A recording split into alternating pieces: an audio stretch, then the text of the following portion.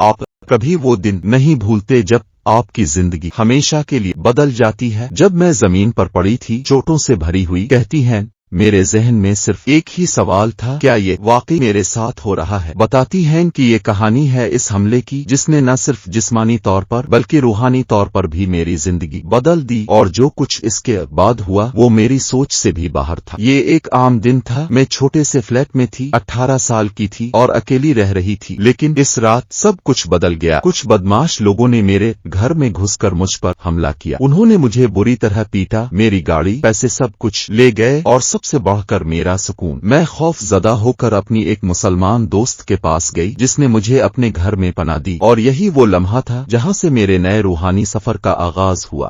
قرآن کے ساتھ پہلی ملاقات۔ اس کے گھر میں صرف ایک کتاب تھی، قرآن۔ میری دلچسپی بڑھی اور میں نے پوچھا کہ کیا میں اسے پڑھ سکتی ہوں؟ اس نے کہا، پہلے ہاتھ منہ دھو لو پھر۔ کہتی ہیں، میں ایک عیسائی تھی، جب میں نے اسے کھولا حیران رہ گئی۔ وہی کہانیاں جو میں نے بچپن میں سنی تھی سنڈے اسکول میں، پیغمبروں کی، اخلاقیات کی، سب کچھ وہی تھا، لیکن اب وہ صرف کہانیاں نہیں تھیں، یہ میرے دل کے سوالوں کے جواب تھی۔ قرآن کی طاقت۔ قرآن پڑھتے ہوئے ایسا لگا جیسے ہر آیت میری زندگی کے سوالات کا جواب دے رہی ہو۔ کہتی ہے، جب مجھے یہ معلوم ہوا کہ یہ کلام 1400 سال پہلے ایک ان پڑھ شخص پر نازل ہوا تھا تو میں حیران رہ گئی۔ اتنی قدیم کتاب کیسے آج بھی اتنی معنی خیز ہو سکتی ہے؟ میرا دل بدلنے لگا۔ میں نے ایک ایسا تعلق محسوس کیا جو میں نے پہلے کبھی نہیں کیا تھا۔ اذان کا دل میں اتر جانا۔ پھر ایک لمحہ آیا جس نے میرے ایمان کو تو پر دے دیے۔ میرے دوست نے ایک فلم دکھائی جس میں حضرت بلال کو کعبہ پر اذان دیتے دکھایا گیا تھا۔ اذان کی آواز جیسے میری روح میں اتر گئی، وقت جیسے تھم گیا۔ اسی لمحے میں نے فیصلہ کیا، میں مسلمان ہونا چاہتی ہوں۔ اسلام قبول کرنا اور نئے چیلنجز۔